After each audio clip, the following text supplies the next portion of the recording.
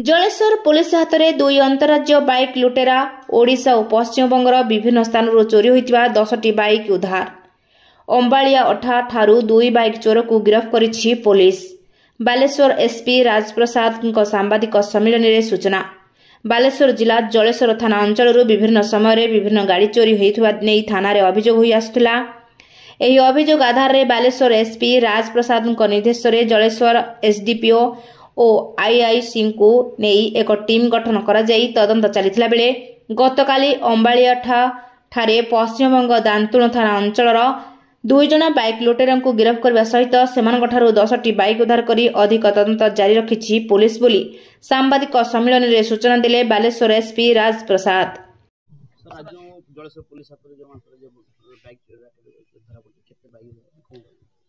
अठारह नंबर को आम गोटे एफआईआर आसला कि आशीष रणार लक्ष्मणनाथ गोटे बाइक चोरी होती से घर आगु रखी थे मार्केट रू फेरला बेले से देखले कि बाइक नुहे गोटे टीम गठन है आईसी जलेश्वर आउ एसडीपीओ जलेश्वर सुपरविजन रे आज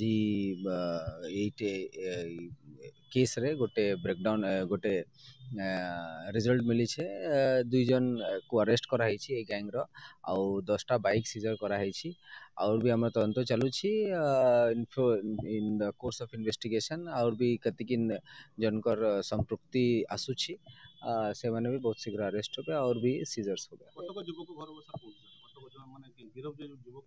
ए माने वेस्ट बंगाल रो ए माने दांतन और मोहनपुर थाना अंचल रो लोक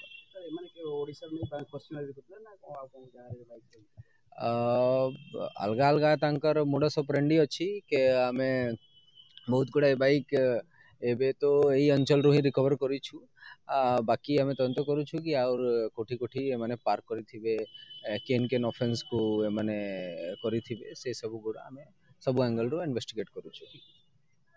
बालेश्वर जिलूर मानस रंजन बेहरा रिपोर्ट ज्योतिप्रभा न्यूज।